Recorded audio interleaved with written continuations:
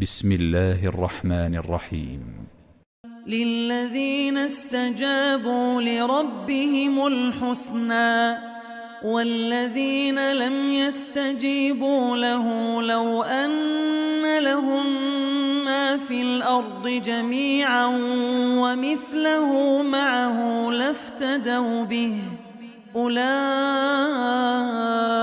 لهم سوء الحساب ومأواهم جهنم وبئس المهاد. أفمن يعلم أنما أنزل إليك من ربك الحق كمن هو أعمى إنما يتذكر أولو الألباب الذين يوفون بعهد الله ولا ينقضون الميثاق والذين يصلون ما أمر الله به أن يوصل ويخشون ربهم ويخافون سوء الحساب والذين صبروا ابتغاء وجه ربهم وأقاموا الصلاة وأنفقوا مما رزقناهم سرا وعلانية ويدرؤون بالحسنة السيئة أولئك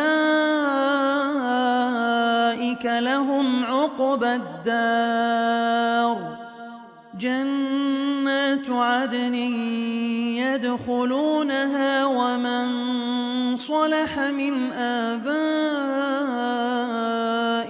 وأزواجهم وذرياتهم والملائكة يدخلون عليهم من كل باب سلام عليكم بما صبرتم فنعم عقبى الدار.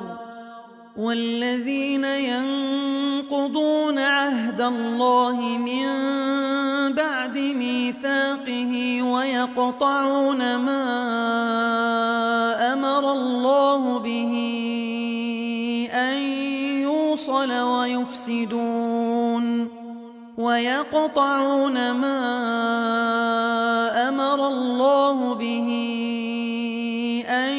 يوصل ويفسدون في الأرض أولئك لهم اللعنة ولهم سوء الدار. الله يبسط الرزق لمن يشاء